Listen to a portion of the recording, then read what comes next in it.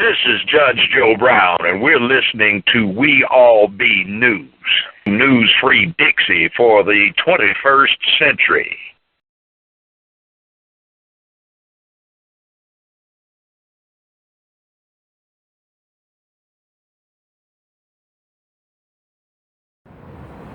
Good evening, family, and welcome to another wonderful edutainment edition of The Art of His Thinks. I'm your host for the Empowerment Infotainment segment, Brother Ron, also known as R2, C2, H2, The Art of His. Another commentary coming from Forest Park, home of the first Grand Wizard, Nathan Bedford Forrest, his final resting place, him and his wife, first Grand Wizard of the KKK, war criminal, celebrated cracker, one of the greatest crackers of all time. His birthday is a state holiday. It's recognized by the state of Tennessee. Every year, the governor of Tennessee, and our governor's a billionaire, y'all. He signs a proclamation, let us know that Nathan Bedford Forrest is a celebrated son of Tennessee around the time of his birthday, July the 13th. And I shouted to say that sometimes another form of slavery is religion. Anything that is used to control people, to me, can be considered a form of slavery in certain degrees. But anything you believe in, that you practice or worship, is your religion. That's how I feel. Anything that you believe in, that you're passionate about, and that you practice, it becomes your religion, whatever that may be for you. And this country is good at practicing the religion of enslaving people's minds, body, and spirit. There's more prisoners in America than any place in the world. Yet we just 5% of the world's population, but with 25% of the world's prison population. You got, we're 5% of the world's population, but we're the world's largest drug market. We're the world's largest drug market, but we're only 5% of the world's population. So that's a people that's in bad shape. But you think about organized religion, America makes, what, $1 trillion a year? How can we be in such bad shape if religion is good for you? I'm in the city known as Memphis, Tennessee, a bluff city known as the city of good abode, about maybe a true chocolate city. You might well say 80% of the city is black. Got churches on every corner. I ain't talking about this chicken. I'm talking about church on every corner. The home of Kojic. The last place Dr. King did a speech was at Mason Temple. That's Kojic. Church of God in Christ. Got churches on every corner, but poverty everywhere. Crime everywhere. Murder rate record last year. What the hell going on? You got a church on every corner, but you got this one of the poorest big cities in America. The headquarters of FedEx, AutoZone. You got International Paper. This is a white daddy plantation. There's another video. I'm getting off track. But let me get back on track, because what I want to talk about today is the legacy, the funeral of Bishop Eddie Long.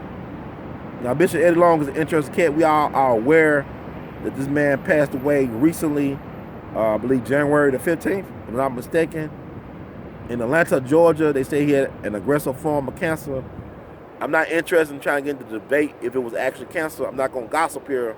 What I want to do is look at it from a different perspective. Like Brother Malcolm said, that the media is the most powerful entity on earth.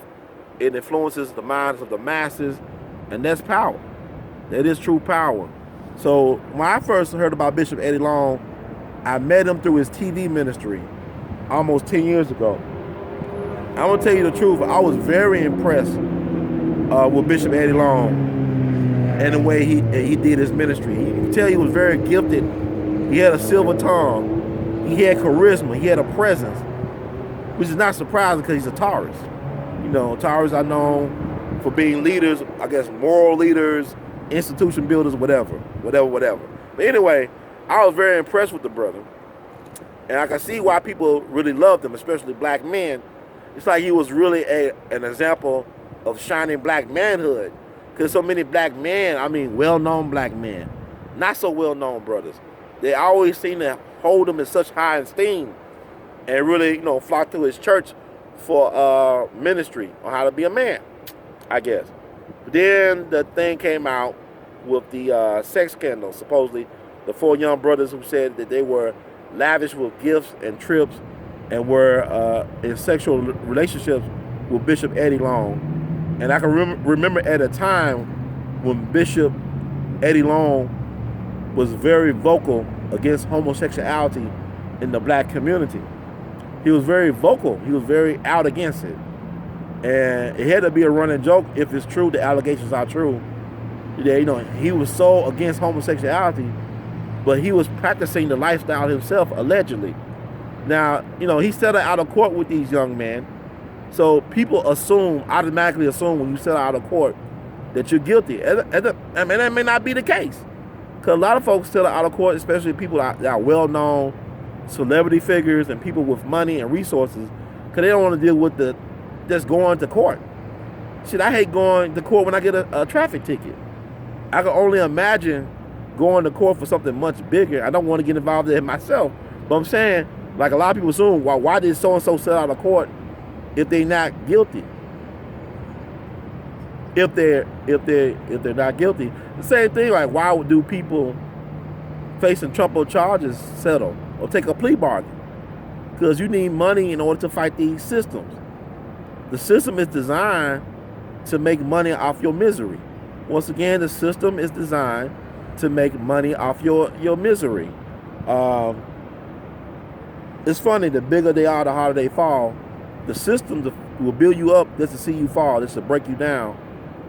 Whatever they give you, they can take away. Whatever they give you, they can take away. Meaning they can take away anything they give you. If it's not from you, they can take it away from you. How you doing, sir?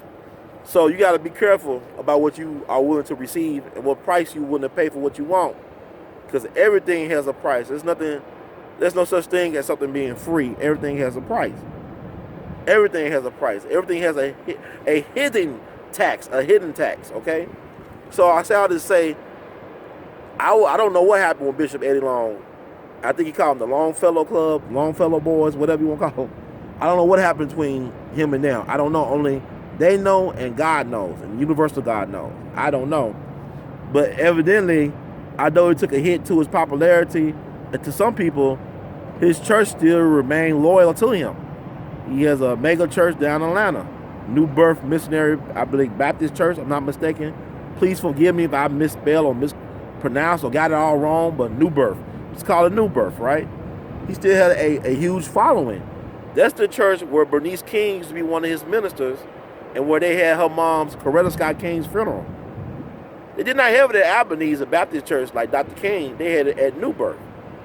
So he had presidents and all types of dignitaries, be there, including Bernice King doing the eulogy at his church. This is back in 2006, I believe. So, he was riding high on the hog.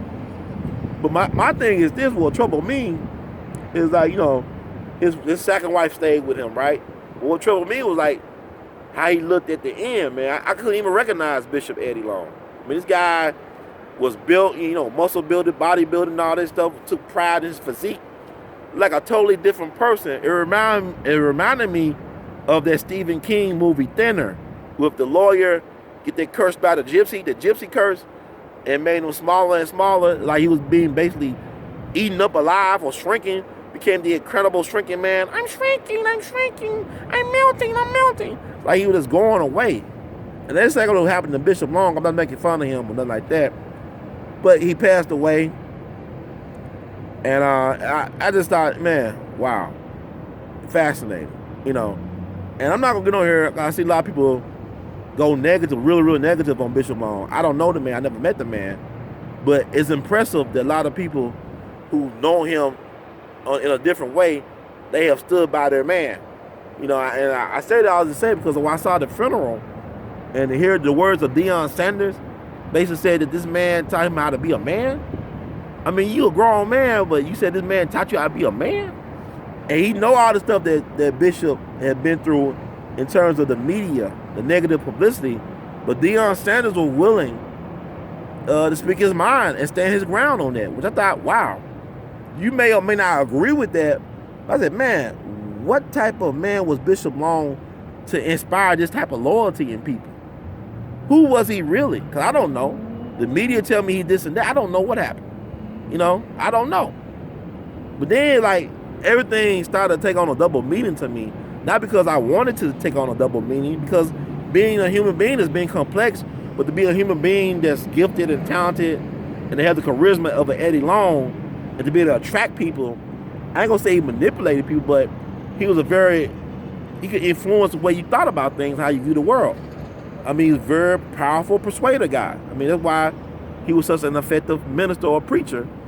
But to have this type of loyalty is interesting, because like when I was hearing brothers up there, like some of his ministers or even his real estate agent, talked about how, you know, Bishop Long was there for them when they were little kids. Like the real estate agent said that they used to go for apple pies and talk about things. Like he used to, pick them up and, and take them home and they'll eat apple pie. I'm saying, now is this like some Pizzagate shit? Is this cold? I don't know. Maybe it was just apple pies. I want to think it's just apple pie. I don't want to think there, but the way they have created the atmosphere around Bishop Long, you can't help but think double meanings. We've seen these black men talk about their relationship going back 20 plus years with the bishop. I don't know. I wasn't there. And it is Atlanta, which is interesting. It's interesting because you see people. And there's another thing, you can't judge people by their looks, because a lot of people will judge people like, you got white men that are effeminate because they were raised around a bunch of women. Does not make them homosexual or gay. So yeah, some of the guys, they're kind of effeminate. You can hear in their voice, their body gestures. But I don't know their lifestyle. I ain't gonna judge them like that. I don't know. But the thing with Eddie Long towards the end of his life made a lot of things complicated. But I admire their loyalty to Eddie Long. For them, Deion Sanders is an icon, right? He got a thriving broadcasting career. He just like, it's like what the white boys would stand up for Joe Paterno or Papa Joe or whatever guy name, his coach, whatever, he got him in trouble and it cost him his job. But man, it is what it is, But also I thought it was interesting because you could see some tension up on the stage when the family share their remarks. You could feel some tension. It's interesting because I look at Edward Long, Eddie Long's son, Edward Long, I believe Jr., who is the rapper. He got some talent. But he reminded me, I was impressed with his speech when it was the family time to get up to express their words of gratitude and thanks. He struck me as being somebody who got his father's silver tongue and his charisma. I think that he might be like Joel Osteen. He could possibly be like Joel Osteen because he's already involved in media. My understanding right now, he's the youth minister at New Birth, but he's already involved in media. He's good at giving out messages, and I just think he got it. I think he could be the next, he could be like Joel Osteen, have a very successful and thriving TV ministry. But I don't know. I can look at seasons on. It might be some family feud stuff going on in the near future for people trying to fight for control. Because anytime you got power and money involved in anything, there's going to be some disputes. There's going to be some bouts. There's going to be some fights. There's going to be some disagreements. Okay. And then you got somebody that was larger than life, and Bishop Eddie Long. He created this vacuum. Is a leadership vacuum. You got some folks saying, "Hey, we're going to take control of this." You got some other folks saying, "No, we want to take control of that." But I think Edward Long Jr. is going to end up being the living legacy in terms of his father's ministry. Because he got the gifts and stuff. I'm not even a churchgoer, but just looking at him, how he presented himself, he got a role to play. It's going to be very fascinating. And folks complain about people having family feuds like the King family. What you got to understand is that, really, to be honest with you, all our families are dysfunctional or divided to a certain degree. I'm sure some of y'all out there, some of my listeners and whatnot, you got family members that you love but you can't stand. You don't want to see them doing a real family reunions, which is the funeral or a wedding or something like that. But you don't really want to hang around them. You don't want to talk to them on a daily basis, but they still your kin. You can't select your kin. You can pick your friends, but you can't pick your kin. You can pick your friends, but you can't pick your kin. So yeah, but I'm saying, I see a lot of people about Eddie Long. God could judge him now. I don't know exactly the details. The truth will always come out, but I said so many double meanings. And my thing is this, religion is confusing to me. You got a place like the Vatican. Like, how can they have 1 billion followers when some of your priests, some of your leadership is involved in being pedophiles? You know, you move around your priests like they're in the witness protection program, but yet the Vatican got billion followers worldwide. You got families that give their kids away to some of these pedophile, predatory priests like their blood sacrifices. So how can you participate in an institution that take advantage of your youths? It's like, for example, how can you be a black Catholic when the church said it was okay for Africans to be enslaved because they were beasts of burden? I remember, I guess, Pope John Paul issued an apology right before he passed about slavery, about the church okaying slavery. But think about it. And also, black folks, when I was at this forest rally, because every year you got thousands or hundreds of white folks from around the country and the world, they gather to pay tribute to their white hero, the great white hope, Nathan Bedford Forrest. And I had a professor, a white professor, not a white professor, but it was a leader of one of these organizations who sponsored their rally. Sometimes I trip up and call it a Klan rally, but would I be wrong to call it a Klan rally? Because he was the first Grand Wizard of the KKK. Okay? So they asked me something. I got to think about this, family. He said, oh, Brother Ron, I don't want to say this, Brother Ron. I want to know, we're talking about Forrest, but I want to know, where does it say in the Bible that slavery is a sin, Brother Ron? It's not even part of the 10 Commandments, Brother Ron. Where does it say that slavery is a sin? Can anybody out there, because slavery is all through the Bible, through the Bible, through the Bible, through the devil. It's all through that, all right? But can anybody find any chapter, verse, whatever in the Bible that actually says outright that slavery was, or will be a sin forever and ever, forever and ever, amen? Can anybody find a verse or chapter in the Bible, in the Bible, is that the devil a lie? Can anybody find a verse in there that says that slavery is a sin? This is what white supremacist told me. And I can't knock him because he gave me food for thought. That's deep. So, yeah, the black church used to be something. Dick Gregory said that two of the strongest forces in American history is the black church and the black woman. You can't have one without the other. But my thing about the black church is on the decline. There's not a lot of young people going to churches, the black churches. It is interesting to see what's going on now. It's like 2017 is a continuation of 2016. But here's the thing about 2017. The institutions are coming down. Because we had in 2016, we had celebrities and icons and all this stuff. They passed away. But in 2017, the institutions are being exposed. They're crumbling. This is going to be an interesting year. It's the spirit of revolution, of rebellion in the air. It's going to be an interesting year. The Civil War never ended. You don't end wars once you start them, you just suspend them. Korean War never ended. It just been suspended. The Cold War, as we see now, never ended. Mr. Gorbachev, tear down these walls. Then we got firewalls on the internet now. It's being torn down. So it never ended. And so all these institutions are being exposed. We are in the age of information, the age of transparency. Some people say the age of Aquarius, but everything's being exposed for what it is. The ancestors have rose up. The ancestors never went anywhere, but black folks, y'all better be listening to the ancestors because they telling you to stand up for them. The ancestors are here. Y'all afraid to stand up for yourselves, but the ancestors say, have no fear. Why do you think I'm here? Ancestors say, have no fear. We are here. It's time to do the work. It's time for us to control the narrative, write some more chapters in the book to make our own movies to do for self.